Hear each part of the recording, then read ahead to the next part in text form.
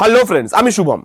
শরীরটা একটু খারাপ, জানি কথা বলতে কষ্ট হচ্ছে, যার জন্য রিভিউটা একটু লেটে আসছে। এই ভিডিওতে একটা বাংলা সিনেমার ট্রেলার আর একটা হিন্দি সিনেমার টিজার নিয়ে কথা বলবো।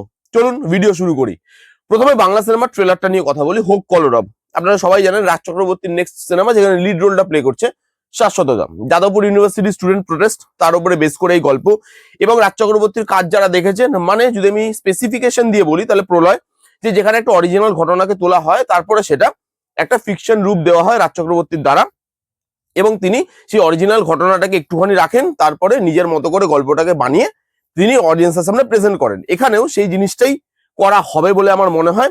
এখানে জাস্ট বেসিক যে গল্পটা, সেটা ওই যাদবপুর ইউনিভার্সিটি স্টুডেন্ট প্রোটেস্ট, তখন যারা দেখেছিলেন তারা জানেন কত বড় ঘটনা, সবাইকে নাড়িয়ে দিয়েছিল, পুলিশ এবং স্টুডেন্টসদের মধ্যে যে সংঘাত হয়েছিল, সেই ঘটনাটাকে তুলবেন এবং তারপরে ফিকশন ওয়ে হিসাবে প্রেজেন্ট করবেন। এবং এখানে ফিকশন যে ক্যারেক্টারটা, সেটা কিন্তু আমাদের যে শাশ্বতদার ক্যারেক্টার, সেটা।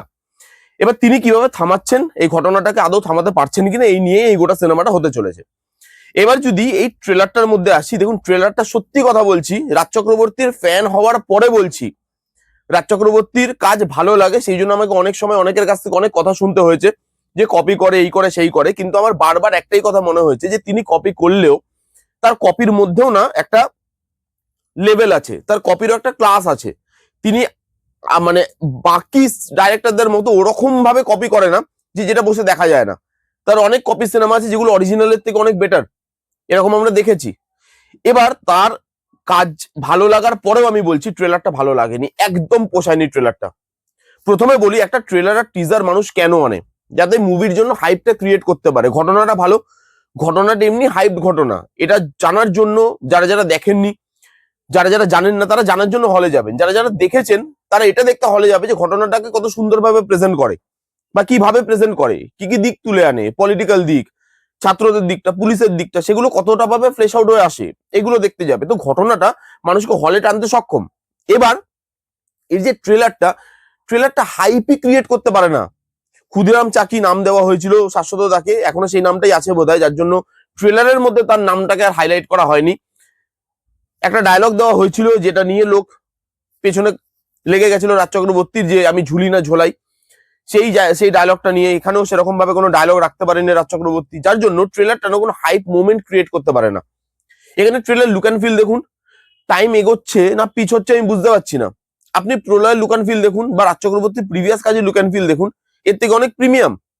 এখানে লুক অ্যান্ড ফিলটা রাজ চক্রবর্তী প্রথম জীবনে তৈরি করা টেলিফিল্ম গুলোর মতো, যেখানে লাইট আসছে পেছন থেকে, সেটা বোঝা যাচ্ছে যে ওখানে একটা ফোকাস লাইট লাগিয়েছে পেছনে, ইয়েলো কালার একটা লাইট লাগিয়েছে, যেটা লাইট দিচ্ছে আমাকে, সেই সোর্সটা আপনি বুঝতে পারবেন। লাইটের বিচ্ছিরি লাগছে দেখতে, পুরো স্টেজের মতো লাগছে, পুরো টেলিফিল্মের আগে যেমন টেলিফিল্ম সিরিয়াল হতো, রাজ চক্রবর্তী নিজেই বানাতো টেলিফিল্ম, সেরকম লাগছে look and feel. Sound design ভালো নয়, ঘটনাটা যতটা বড় সেটাকে বড় ওয়েতে দেখানোর চেষ্টা করা হয়েছে, কিন্তু সেটা বড় ওয়েতে বাজেটের জন্য যে দেখাতে পারছে না, সেটা দেখলে বুঝতে পারবে। যেমন আগুন ছুটছে, থানা জ্বালিয়ে দিচ্ছে, সেই জায়গাগুলো আরো ল্যাভিশ ওয়েতে প্রেজেন্ট করতে হতো। তাহলে আপনাকে সেই হিসাবে ঘটনা বাঁচতে হবে, যেটা এত ল্যাভিশনেস চায় না। আপনি একটা ঘটনা বাঁচছেন যেটা এত ল্যাভিশনেস দিয়ে আপনাকে প্রেজেন্ট করতে হবে, কিন্তু আপনি সেখানে বাজেটের জন্য ল্যাভিশনেস দিতে পারছেন না। এবং কালকে আমি জানি ইন্টারভিউতে এসে কান্নাকাটি করবেন যে আমি তো বাজেট পাইনি, বাংলা সিনেমা তো বাজেট নেই। তাহলে এরকম সাবজেক্ট আপনি নিচ্ছেন কেন, যেখানে বাজেটটা খুব দরকার?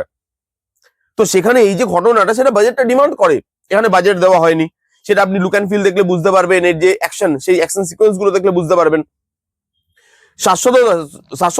শাশ্বতদার ক্যারেক্টারটা আমাদের প্রলয়ের অনিমেষদার ক্যারেক্টার থেকে কতটা আলাদা আপনি দেখুন একবার। সেই ধরনের, এক সময় রেগে যাচ্ছে, এক সময় মুড ভালো হয়ে যাচ্ছে, এই গান শুরু করে দিচ্ছে, এই চমকাচ্ছে ভিলেনদেরকে, কতটা আলাদা। একই ক্যারেক্টার দেখার জন্য লোক বারবার হলে কেন যাবে?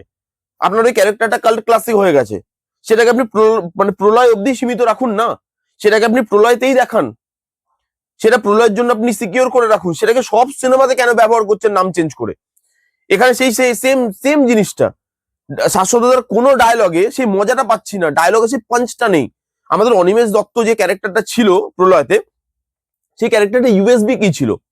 ইউএসবি তো এটাই ছিল যে সে যখন ডায়লগ দেয়, সেই ডায়লগগুলো আমাদের হাসাতে পারে, কিন্তু সেই ডায়লগটা ভিলেনদের জন্য খুব মজার হলেও খাতারনাক।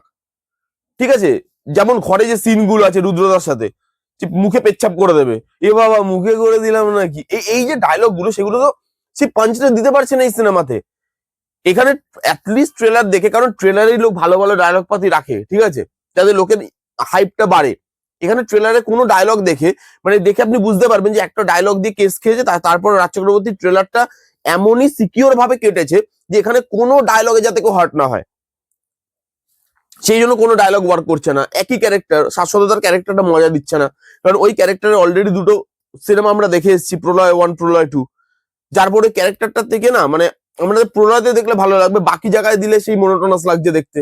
ঘটনাটাকে যেভাবে দেখানোর কথা যতটা ল্যাভিশ করে সেটাকে দেখানো যায়নি। বিজিএম ভালো না, হ্যাঁ পারফরমেন্সেস ভালো হতে পারে, এখানে পারফরমেন্সেস ভালো লাগছে আমার দেখে, যে বাকি যারা স্টুডেন্ট হিসাবে পারফর্ম করছে বা যারা পুলিশ হিসাবেও আছে তাদের যে সংঘাত, তাদের যে পারফরমেন্স, সেগুলো হয়তো ভালো হবে, পারফরমেন্সের দিক থেকে ভালো হবে, কিন্তু একটা কন্টেন্ট খালি পারফরমেন্স দিয়ে উপরে ওঠানো যায় না। তো এই ট্রেলারটা আমার ভালো লাগেনি, এবং সত্যি কথা বলছি আমার ট্রেলারটা একদম পোষায়নি। আপনারা জানি অনেকে হয়তো আমাকে বাজে বলবেন যে ভাই ভালো লাগলো না, বাংলা সিনেমাকে সাপোর্ট করছো না। কালকেই একটা সিনেমা বেরিয়েছে, আমি দেখে এসেছি, নারী চরিত্র বেজায় জটিল, আমার অসাধারণ লেগেছে, আমি রিভিউ দিয়েছি আমার চ্যানেলে, চাইলে গিয়ে আপনারা চেক আউট করতে পারেন। দেখুন যে ভালো সিনেমা হলে আমরা খারাপ বলি কি ভালো বলি, আগে দেখে নিন, তারপরে কমেন্ট করবেন। আমার ভালো লাগেনি, দেখা যাক, সিনেমা আসুক, সিনেমাতে মানে বোঝা যাবে সিনেমাটা কতটা ভালো হয়েছে। হয়তো দেখা গেল ট্রেলারটা ভালো হয়নি, বাট সিনেমাটা এক্সট্রাঅর্ডিনারি বেরিয়ে গেল। সাধারণত এরকম হয় না খুব একটা, দেখা যাক কি হয়। এরপরে যেটা নিয়ে কথা বলবো সেটা দেখে আমি সারপ্রাইজ, এই যে দুঃখটা হলো আমার হুক কলার অফ দেখে, যে আমার ভালো লাগলো না ট্রেলারটা, এই টিজারটা আমাকে ট্রেলারের থেকে দ্বিগুণ মজা দিয়েছে। সেটা হচ্ছে ও রোমিও, ডাইরেক্টর বিশাল ভারদ্বাজ। এবার ব্যাপার হচ্ছে বিশাল ভারদ্বাজ এমন একজন ডাইরেক্টর যার টিজার ট্রেলার দেখে সিনেমা দেখতে যেতে নেই, তার সিনেমা শুধু দেখতে যেতে হয়। টিজার ট্রেলার প্রমোশন দরকার পড়ে না বিশাল ভারদ্বাজের। বিশাল ভারদ্বাজের সিনেমা আসছে, শাহিদ কাপুর আছে লিড রোলে, ইন্সপায়ার্ড বাই ট্রু ইভেন্টস, দেখতে যাও, টিজার ট্রেলার দেখা দরকার নেই তো। কিন্তু টিজারটা আপনি দেখুন, টিজার বলাটা ভুল হবে, জাস্ট ওয়ার্ল্ডটার ব্যাপারে আমাদেরকে জানানো হচ্ছে, যেখানে আমরা একটা গ্যাংস্টারের ওয়ার্ল্ড দেখতে পাচ্ছি, সেখানে লাভ স্টোরি, তার মধ্যে বিট্রিয়াল, তার মধ্যে রিভেঞ্জ, তার মধ্যে লাভ স্টোরি, এইসব মিলিয়ে একটা ঘটনা ইন্সপায়ার্ড বাই ট্রু ইভেন্টস। এবার কোথা থেকে নেওয়া হয়েছে সেটা এখনো অব্দি পরিষ্কার নয়। যদি ঘটনাটার ব্যাপারে আমি জানতে পারি, আমি অবশ্যই ভিডিও বানাবো, একটা সেপারেট ভিডিও বানাবো, যদি আমি ইন ফিউচার জানতে পারি। কিন্তু এই যে টিজারটা আপনি দেখুন, টিজার ছেড়ে দিন, আপনি কাস্টিং দেখুন, গুনুন হাতে এক এক করে। হ্যাঁ, শাহিদ কাপুর, নানা পাটেকর, বিক্রান্ত মাসে, ফরিদা জালাল, তৃপ্তি ডিমরি, তামান্না, ভাই কাকে বাদ দিল, অবিনাশ তিওয়ারি কাকে বাদ দিল, এটা কি কাস্টিং? আপনি শাহিদ কাপুরের পারফরমেন্স দেখেছেন? এই যে প্রত্যেকটা বিটে টিজারটাকে কাটছে, আপনি দেখুন, টাক টাক টাক, প্রত্যেকটা বিটে টিজারটাকে কাটছে। বিজিএম এত সুন্দর, এবং আপনারা সবাই জানেন বিশাল ভারদ্বাজের মিউজিকের সেন্স এত ভালো যে তার সিনেমাতে মিউজিক আউটস্ট্যান্ডিং হয়। প্রত্যেকবার আমরা শুনি তার মিউজিক, হা করে শুনতেই থাকি। তার মানে না চলা মিউজিকও, আন্ডাররেটেড মিউজিক বা গানও লোকের হিট গানের থেকে এতটা ভালো শুনতে যে সেটা আউটস্ট্যান্ডিং হয়। তো বিশাল ভারতের মিউজিক সেন্স খুব ভালো, এখানে বিজিএমটা খুব ভালো কাটা হয়েছে, বিজিএম দিয়ে টিজারটাকে যেভাবে কাটা হয়েছে আউটস্ট্যান্ডিং, প্রত্যেকটা অ্যাক্টরকে ভালো লাগছে। র জিনিসটা শাহিদ কাপুরকে আমরা ভার্সনে দেখে অভ্যস্ত, এখন দেবার পর অথবা কবির সিং এর পর আমরা ভার্সন দেখে অভ্যস্ত শাহিদ কাপুরের, এখানে তাকে লাগছে। আরো কোনটা, শাহিদ কাপুর গালাগালি দিচ্ছে সেটা আমার কাছে যতটা না ইম্প্যাক্টফুল, ফরিদা জালাল গালাগালি দিচ্ছে সেটা আমার কাছে আরো বেশি ইম্প্যাক্টফুল। কি প্যার মে আগে উতর যাও তো রোমিও বর্ণা চুতিয়া। ও ভাই, ফরিদা জালাল যাকে আমরা দেখে এসেছি খুব সাধারণ একজন মহিলা, মাটি নড়ে তো তিনি নড়েন না, হাজবেন্ড হয় হাজবেন্ডের ওপরে তিনি কথা বলেন না, তিনি এই ল্যাঙ্গুয়েজ ইউজ করছেন। বিশাল ভারদ্বাজ সব পারে, লুক অ্যান্ড ফিল আউটস্ট্যান্ডিং, যেরকম রুটেড লুক অ্যান্ড ফিলটা দরকার ছিল থিমটার জন্য, গ্যাংস্টারের ওয়ার্ল্ড দেখাচ্ছে, সেই জিনিসটাকে যেভাবে রুটেড লুক অ্যান্ড ফিলে নেওয়া হয়েছে সেটা খুব সুন্দর। প্রত্যেকটা পারফর্মাররা ভালো এখানে কাজ করছে, প্রত্যেকটা পারফর্মারকে এখানে ভালো লাগছে দেখতে, বড় বড় কাস্ট করা হয়েছে এখানে, যারা পারফরমেন্স দিতে পারে, যারা অ্যাক্টর, সুপারস্টার হয়তো নয়, তারা অ্যাক্টর। দেখা যাক কেমন হয়। আমার তো ভাই টিজারটা দারুণ লেগেছে, হোক কলার অফ যতটা আমাকে ডিসঅ্যাপয়েন্ট করেছে, এই টিজারটা সেই সব খামতি ধুয়ে মুছে দিয়েছে। প্রত্যেকটা জিনিস ভাই ভালো লেগেছে, মিউজিক থেকে শুরু করে, টিজার কাটিং থেকে শুরু করে, কাস্টিং থেকে শুরু করে, জিনিসটা যেভাবে দেখানো হয়েছে, প্রত্যেকটা জিনিস এত সুন্দর, এত ভালো, জাস্ট জাস্ট গুড ভাই, গুড, কিছু বলার নেই।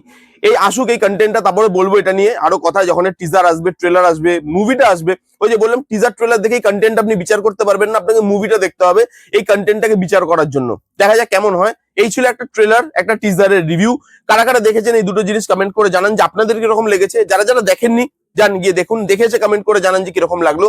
কেমন লাগলো রিভিউটা জানাতে ভুলবেন না। ভালো লাগলে please give it a Thums up, like করবেন, কমেন্ট করবেন, শেয়ার করবেন, চ্যানেলটাকে মাস্ট মাস্ট সাবস্ক্রাইব করবেন। দেখা হচ্ছে নেক্সট কোনো ভিডিওতে, ততক্ষণ bye bye, take care and be safe.